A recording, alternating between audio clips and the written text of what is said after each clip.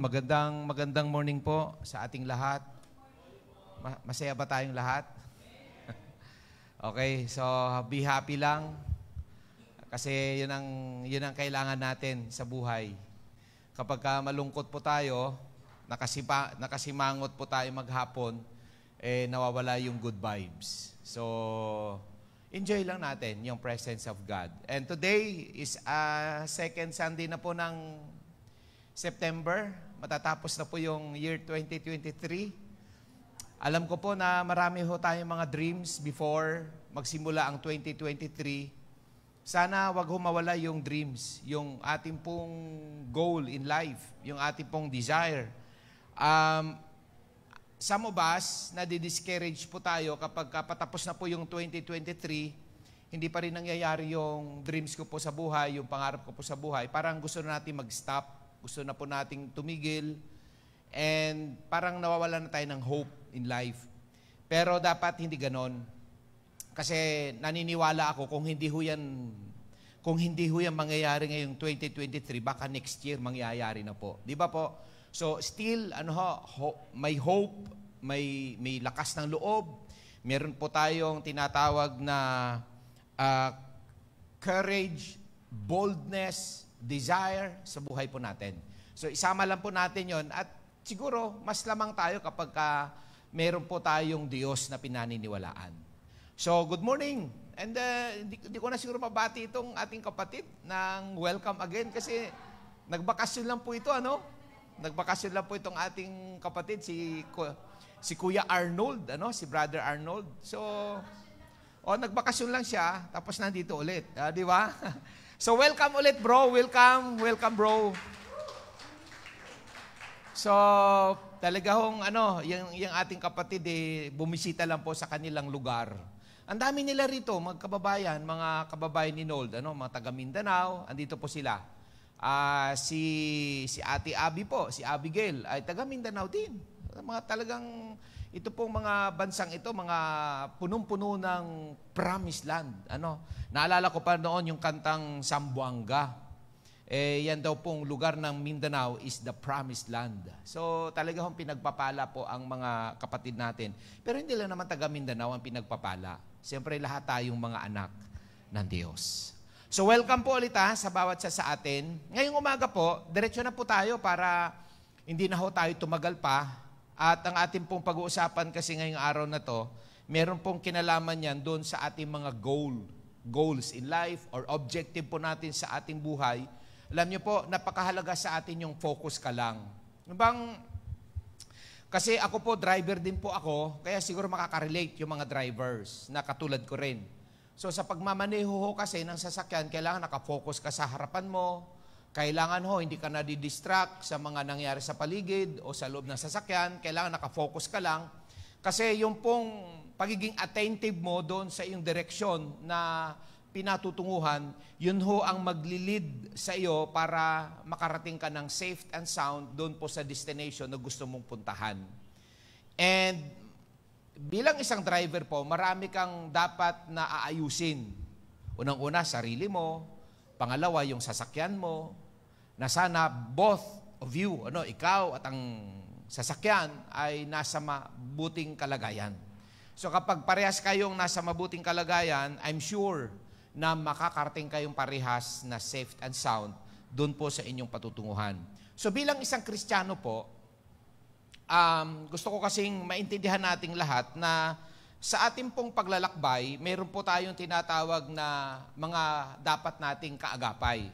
Siyempre, una doon, yung ating skilled, yung ating pong potential, yung ating ability, yung ating pong na-achieve na sabihin na lang natin ay profesyon o di kaya pinag-aralan natin. Lahat ng yon, mga kasangkapan ho natin yon para marating natin yung ating patutunguhan. Kaya nga, tayong mga magulang, pinagsisikap natin ng ating mga anak mag-aral ng maigi. Pasalamat nga itong mga anak natin today, may mga magulang pong nagpapalakas sa kanila, nag-i-encourage, anak, mag-aral ka na mabuti, we support you. Gagawin namin ang lahat ng aming makakaya para lang makapagtapos ka ng pag-aaral. Napakaganda pong encouragement yun sa ating mga anak kasi nga may nagsusupport. Hindi ko katulad sa amin, nung kapanahonan po namin nung mga panahon na yon, kasi dahil sa lahat po'y libre, at nung mga panahon na yon, ang mga sasakyan namin ay BMW. Naunahan tayo ni Ate Amy, ano? Binitin muna natin, tapos kailangan, BMW po yung sasakyan namin ng mga panahon na yon. O di ba? Ngayon lang po, sikat na yan, pero noon, sikat pa yan sa panahon namin noon. Nabanggit na po ni Ate Ems. By means of walking. Ilang kilometro po yan. Lakad lang po. At sometimes, walang baon. Minsan pag may assignment ka, pag tinanong mo kay nanay, tatay, Nay, ano po to? Ay, hindi ko alam yan, anak, bahala ka na. Ay, may mga ganong moment, mga panahon na yon. So talaga trying hard, magsusumikap ka. Ngayon, ang iba po talaga sumuko kasi nga parang ramdam nila, parang walang nagsusuporta, walang malasakit. Pero ang iba nagpumilit. Now, paano ko ba ito may relate dito po sa ating pag-uusapan na yung focus lang tayo doon sa ating goals in life. Sa ngayon kasing panahon, importante sa atin yung knowledge, wisdom, yung skilled natin, yung profession natin, yung ability, yung potential. Napaka-importante po yan sa panahon natin ngayon. Yan yung isa sa mga vessels natin o sasakyan natin na ginagamit para marating natin yung ating paruruunan. But some of them failed. Bakit sila bigo? Bakit ang iba naman nagtagumpay? Ano po ang kaibahan ng mga nagtagumpay at saka nakaranas ng kabiguan? May nakalimutan kasi tayo na apart from God, we can do nothing. Nakalimutan ng iba kasi masyado na tayong nagre-rely doon sa ating na-achieve sa life. Feeling kasi ng isang tao, pag matalino na siya, pag may pera na siya, meron na siyang kapangyarihan, ay magagawa na po niya ang lahat. Pero hindi pa rin. Naalala ko tuloy si Steve Jobs. Si Steve, tama po ba? Na siya yung isa sa mga nag-imbento po ng parts ng computer. Nang akala niya, doon sa knowledge na na-acquired po niya, ay mahusay at magaling na po siya. Pero alam niyo po, bago siya namatay, na-recognize niya na there is something kulang sa life po niya.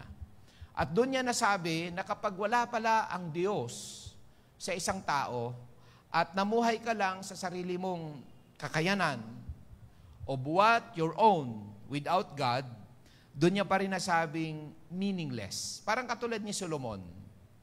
Isang taong matalino, isang taong mayaman, pinagpala siya ng Diyos, pero bago nagwakas ang buhay ni Solomon, nasabi niya, life is meaningless without God. So today, gusto ko po na wag nating alisin sa eksena ng ating buhay ang Diyos. Why? Kasi siya ang nag-create ng lahat ng bagay sa mundo. Even us. At kapag namatay tayo, ay babalik at babalik ka sa Diyos.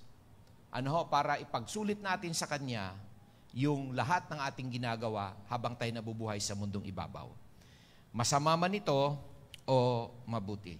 Ngayon ang tanong ko po, bilang may Diyos ka ng sinasampalatayanan, ibig sabihin nun, kung naniniwala ka sa Diyos, na siya po ang iyong Diyos na pinaglilingkuran, ngayon, ang tanong, ano ba yung pangarap mo sa buhay na gusto mong matupad? Noon kasi, nung ako po'y bata pa, tinatanong ako, ano bang gusto mo paglaki mo? Ang gusto ko lang, makabili ng tinapay at soft drinks. Yun lang.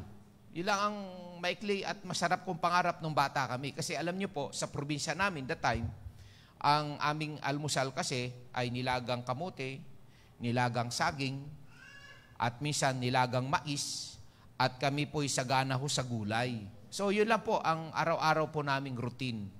Bihira po kami makakatikim ng tinapay at ng soft drinks. Kaya ang tanong sa akin, anong gusto mo paglaki mo? Gusto ko lang makakain ng tinapay at soft drinks. Masaya na po ako doon. Pero sa atin po ngayon, mga kapatid, na marahil iba-iba na po na experience sa atin sa buhay. At malamang, naniniwala ka ng mayroong Diyos na iyo pong sinasampalatayanan.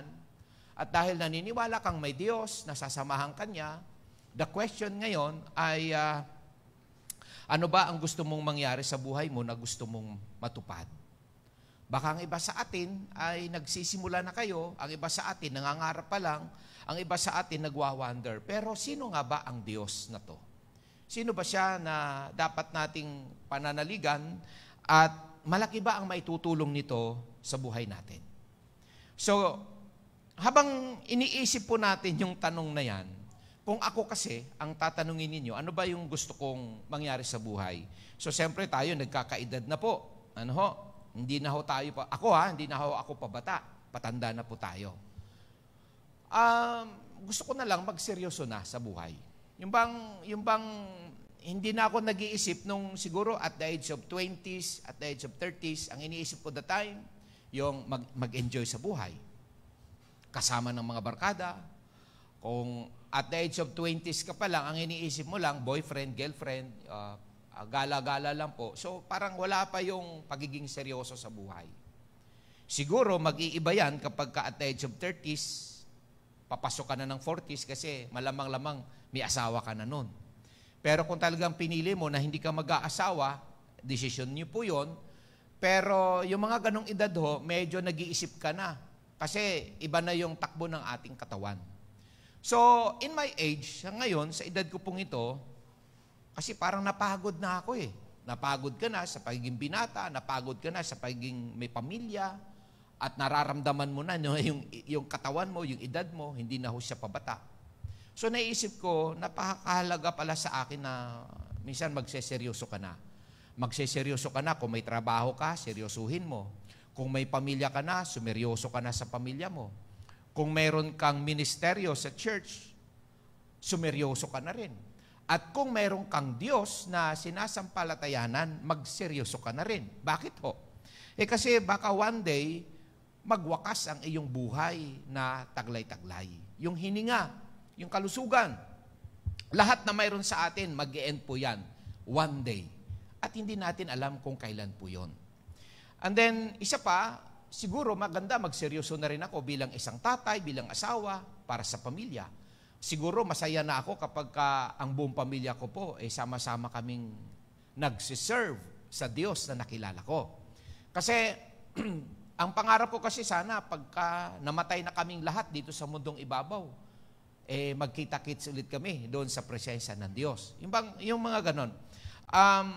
Siguro kung may kailangan akong baguhin sa sarili ko, sa pag-uugali, sa pananalita, sa kilos, siguro kailangan baguhin ko na. Kasi yun po yung nasa isip ko dahil ang buhay natin sa mundo sobrang ikli lang. Wala hong pangmatagalan dito, wala hong permanent, lahat temporal. Relationship mo sa asawa mo, sa girlfriend mo, sa kaibigan mo, sa lahat ng bagay, lahat temporal. So yun po yung iniisip ko na siguro it's about time, it's about, for me, kailangan ko pong magseryoso. At kung meron pang natitirang lakas at buhay na meron sa akin, at meron pa akong hindi na-achieve sa buhay ko po, with God, siguro yun ang pagpufokusan ko. Mag-focus ako doon. Kasi ang joy na ibinibigay ng Lord po sa akin, one day kasi, babaguhin ng Diyos ang lahat ng ito. Dito kasi sa lupa, siguro hindi natin na-experience yung sulit.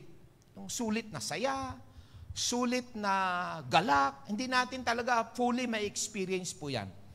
Kasi paiba-iba yung panahon Maari ngayon masaya ka, bukas naman ang lungkot-lungkot mo. Maari ngayon ang init-init, bukas ang lakas ng ulan. Maari ngayon may pera ka, bukas makalaba. Wala ka namang pera. Baka ngayon, masaya kayo mag-asawa, bukas makalawa, nagkakagatan na kayo, nagsasabunutan na kayo. May mga ganong moment talaga sa mundong ibabaw, kaya hindi natin ma-experience yung tinatawag natin na sobrang saya.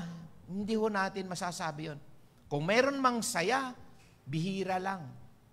Kasi nga, sa dami nating mga bagay na na-encounter sa lupang ito. Ngayon, ano ang purpose ng pag-church at ano ang purpose na ini-encourage natin ng bawat isa? Have faith on God and establish your good relationship to your Creator. Bakit pinupush ho natin yon? Bakit ini-insist po natin sa mga taong magbalik loob tayo sa Diyos? And then, ipagkatiwala natin yung life natin sa Diyos. Bakit po ganon? Kasi nga, one day, ang lahat ng ito mawawala sa atin. Lilisan tayo sa mundong ibabaw, and then we face again to our Creator. At haharap po tayo dun sa Diyos na yun na lumalang po sa atin. Malamang may mga confusion sa isipan natin kasi parang nagda-doubt tayo. Totoo ba mayroong eternal life? Totoo ba na after death, there is another life? There is another existence of life? Meron pa po ang ganon? O baka nagda-doubts tayo na totoo bang merong heaven? Totoo bang merong hell? And after ng lahat ng bagay nito sa mundong ibabaw na to, lahat po ba may kapalit na masaya at malungkot? So lahat ng yon maaring pumapasok sa ating isipan. Ang tanging makakasagot sa tanong po ninyong yan ay yung pong naway magtiwala ulit tayo sa Word of God, the Bible. Kasi ang Bible po, that is our spiritual manual. Hindi ba ninyo nare-recognize lahat ng bagay sa mundong ito, even the microphone, cellphones, lahat ng mga bagay na nakikita natin, lahat ng yan may manual. May manual ho lahat yun. Kahit nga po sa map na ginagamit natin ngayon, lahat ng yun may manual, may GPS po na tinatawag. Bakit po? Anong purpose nun? To guide you. Para hindi ka malito, hindi ka maligaw. So, ibig sabihin nun, binigyan tayo ng Diyos ng guide. Maging sa ating spiritual ho na pagkakilala sa Diyos, wag ho nating i-escape ang Bible. Don't escape the Word of God. Pag yan po inalis natin sa life natin, hindi mo binasa, hindi mo pinaniwalaan, parang katulad lang yan sa isang tao, hindi ko kailangan yung mapa. Hindi ko na kailangan yung manual na yan, alam ko na lahat ng gagawin ko. No. Sigurado, one day madidisgrasya ka. Bakit? Kasi hindi mo ginamit ang manual. Okay? So, yun po yung gusto ko lang na i-insist sa ating mga kapatid, you need God. Kailangan mo si God. Sapagkat hindi mo kayang kontrolin ang iyong buhay, hindi mo kayang pangalagaan ang iyong buhay without God. Amen?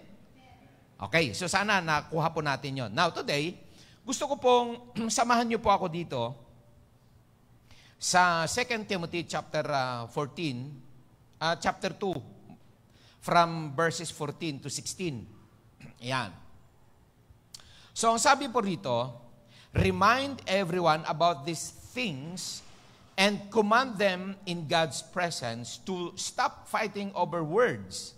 Such arguments are useless, and they can ruin those who hear them.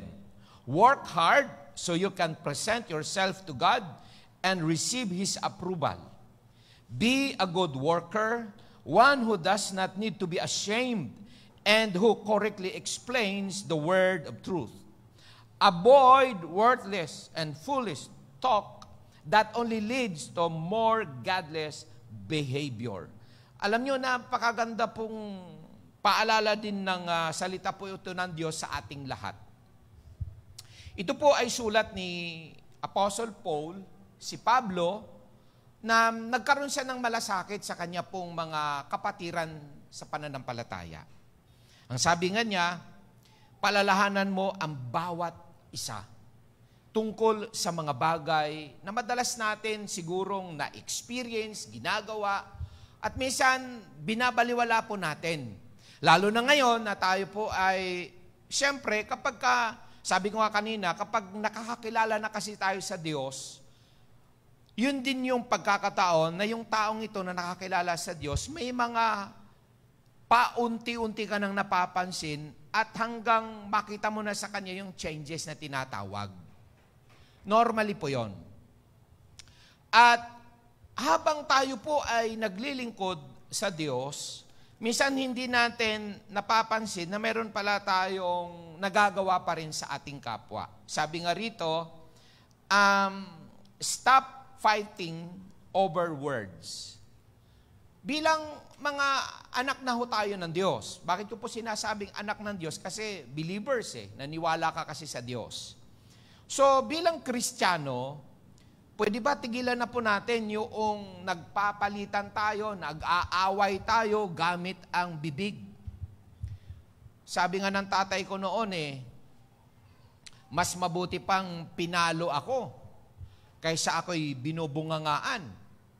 Di ba ho? Masakit kasi minsan yung words eh.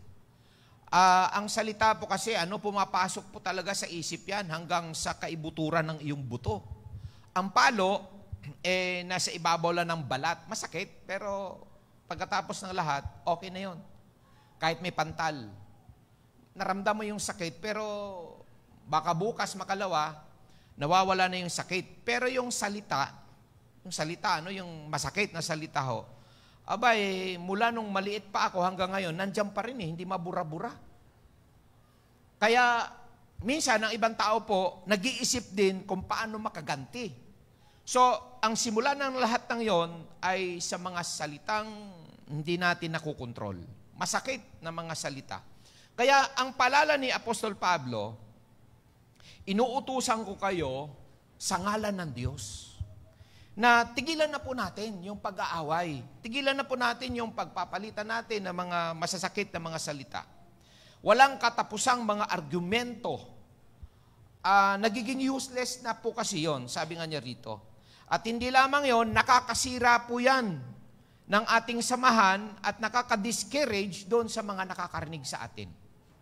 O di ba kayo po, subukan nyo lang. Kapitbahay nyo po yan. Hindi naman ninyo kamag-anak. Kapitbahay lang ho. Pero nariringgan nyo sila, nag-aaway, nagtatalo, yung mga gamit nila sa bahay, nilalabas na nila, parang gusto nilang palitan eh. Yung plato, kutsara, tinidor, tinatapon na nila sa bintana, nilalabas na nila. Sabi mo tuloy sa isip mo, magpapalit na sila ng bagong gamit, kaya nila tinatapon. Sayang naman, ba't hindi nila binigay sa akin? Ba't nila pinagtatapon? Tapos yung kauli-ulihang itinapon, yung short, yung mga underwear na, ayaw ko na ho niyan, hindi ko na ho yan, meron ako niyan. O di ba, may mga ganun po. Bakit nila ginagawa yon? O di ba, apektado kayo, apektado tayo. Pagka yung mga kapitbahay nyo nag-aaway, di ba, nagsasabuntan. Talagang nakikita mo, nagpipisikalan na po. O yun po yung mga example ho natin na nakaka-istorbo pala ito. Nakakadamay, nakakahawa, nakaka-apekto po, nakakasira po. Tuloy, ikaw mismo, sa sarili mo, sabi ko, masasabi mo lang sa sarili mo, ayaw ko na itong maging kakumpare, ayaw ko na itong maging kakumari kasi ang sama pala ng ugali. O di ba ho? Kapitbahay mo lang yun ha, kapitbahay nyo po yun. Wala po kayong, hindi nyo naman kamag-anak po yun. Pero, sa pagiging mga Kristiyano po, ito, katulad natin, sinasabihan natin yung bawat papasok sa gate, "Hi, good morning po kapatid." Di ba ho? Yung word natin ginagamit, "Good morning po kapatid, welcome po kayo sa aming church, welcome po kayo sa ating pananambahan." Di ba ang ganda po ng ating pagbati? Ang ganda po ng ating pakikitungo. Pero paano na lang kung isang araw, nakita ka nung kapatid na yon na binati mo na kayo mismo nagtatalo. Kayo mismo nagpapalitan kayo ng masasakit na mga salita. O di ba mas lalong parang hindi magandang ugali natin na maipapakita natin sa iba na iyon ang inaasahan sana nila sa atin, maging mabuti tayong kapatid, maging mabuting kaibigan. So ngayon, ang paalala ni Apostol Pablo, kung babalikan natin yung verse, ang sabi niya, pwede ba tigilan na po natin yan? Sabi niya, stop fighting. Yung mga argumentong yan na mga nagiging useless, nakakasira. Nakakasira. Yung patutuo natin, lalo na sa iba, wala na silang tiwala sa atin. Ano ho? Sana po, itong mga paalalang ito mga kapatid, ay intindihin natin na maigi. Kasi bakit ho? Alam nyo, nung ako po'y bata pa, dinededma ko yan. Yung mga pangangaral ni nanay, pangangaral ni tatay, pasok dito, labas dito. Tapos, lalabas ka ng bahay, pangiti-ngiti ka lang, parang wala lang sa'yo. Kaya nga, nanay, tatay ko that time, pagka sinabi sa akin, ikaw na bata ka, parang wala kang narinig. Wala nga po. Kasi narinig ko rito, labas naman dito.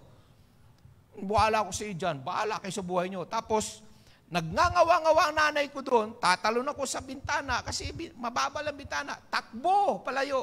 Bahala kang magngangawa-ngawa dyan, wala naman ako nadinig. O di ba, ganun ang mga bata. Kabataan, ganun ho tayo. Pero alam nyo po, na-realize ko lahat, nung ako po'y nagkapamilya na.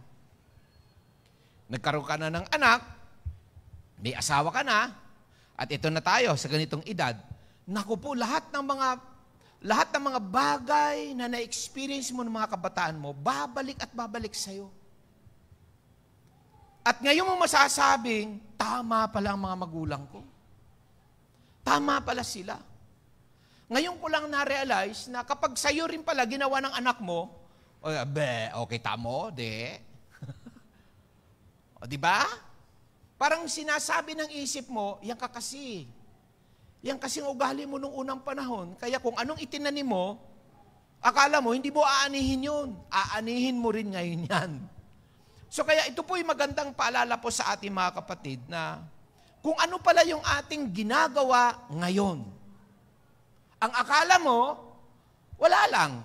Pero paglipas ng panahon, mga kapatid, tandaan nyo, itaga nyo sa hangin, wag sa bato. Sira ang gulok nyo. Subukan nyo, itaga nyo yung gulok nyo sa bato. Bungi-bungi po yan. Kaya ang katwiran ko, di ko itataga sa bato yan. Taga mo na lang sa hangin. Mangyayari po yan. Agree po ba? Tama po ba ako doon, mga kapatid? O, di ba po? Kaya ngayon, ang sabi ni Apostol Pablo, para hindi na ho natin ma-experience yung bagay na pangit, ngayon pa lang ayusin na po natin.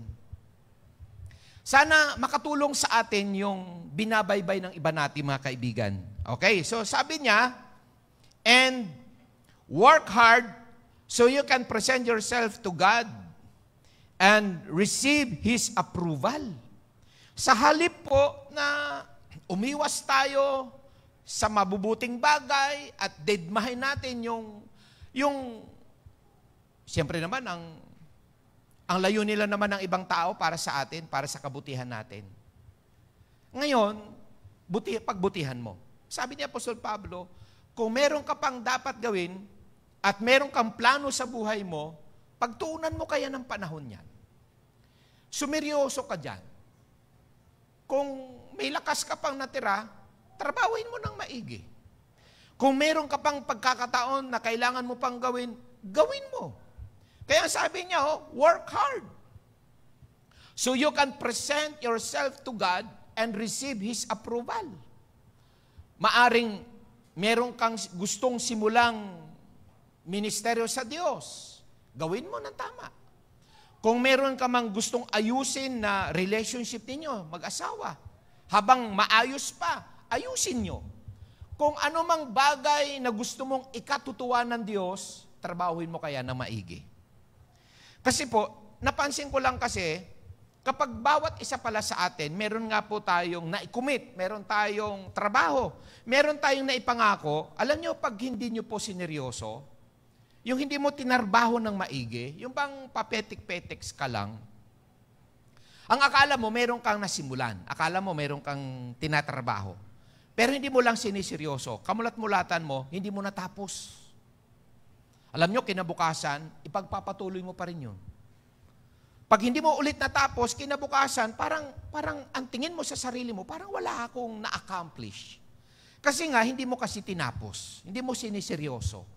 Pinaglalaruan nyo po yung mga bagay na yun. Alam nyo, kapag ka pala ang isang bagay, tinatrabaho mo ng maigi, pinagpupukusan mo ng maigi, pag natuwa pala ang Diyos sa'yo, magugulat ka, may mga blessing na dumarating.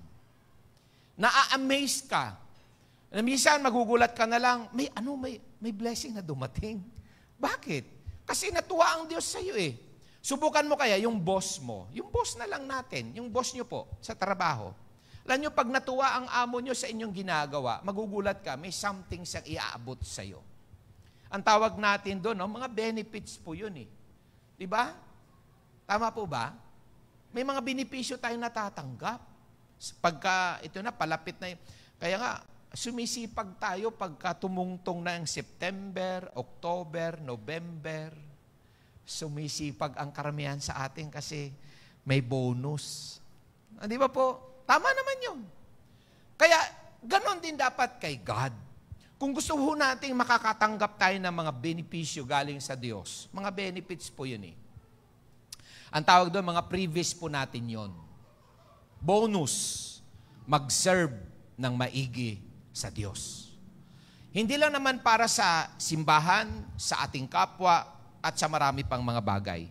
Tuloy ko lang basahin. Sabi pa niya, and be a good worker, One who does not need to be ashamed and who correctly explains the word of truth. Kaya nga ang maganda ho rito, mas lalo ho tayong naging isang mabuting worker, manggagawa. Hindi tayo naiilang, hindi tayo natatakot, hindi tayo nagdadalawang isip, tama ba itong gagawin ko? O mali? Diba? Hindi na tayo nakukonfuse. Hindi ho tayo nagdadalawang isip, kundi talagang diretso mo ng ginagawa. Bakit po? Naiintindihan ko na kasi itong ginagawa ko. Kaya importante sa ating mga kapatid, kung hindi tayo naiilang, hindi tayo nagdududa bago mo gawin ng isang bagay, siguraduhin mong tama ito. Ito yung sinusundan ko. Kailangan ko lang gawin ng tama kasi pagka tama ang ginagawa mo, ba't ako mahihiya?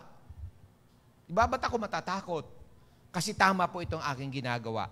And then, ang pinakamaganda rin po sa lahat ng ito, para ho maging role model tayo sa iba, sabi niya, avoid. Kumbaga, wag na nating isama ito sa ating ginagawa. Yung mga worthless, yung mga foolish talk, that only leads to more godless behavior. Yung mga bagay na hindi naman makakatulong. Pwede ba, wag na nating isama? Be a professional. Panoorin nyo lang po at pakinggan nyo kung paano kumilos yung mga taong professional. Sila ba bastos kung manalita? Sila ba'y bastos yung kumilos? Hindi ho. Maayos. Maayos silang kausap. Kung seryoso ang usapan, seryoso silang nakikipag-usap sa'yo. Kung mayroon silang itinuturo, nagtuturo ng maayos. Bakit hindi natin magawa-gawa kung nagagawa nga nila? Di ba po? So, maging maganda, maging maayos ang ating pakikitungo. Kung tayo'y mga anak na ng Diyos, pinakikilala natin na tayo'y mga anak ng Diyos, ipakita natin na ako po'y anak ng Diyos. Ako'y Kristiyano sa isip, sa salita, at sa gawa.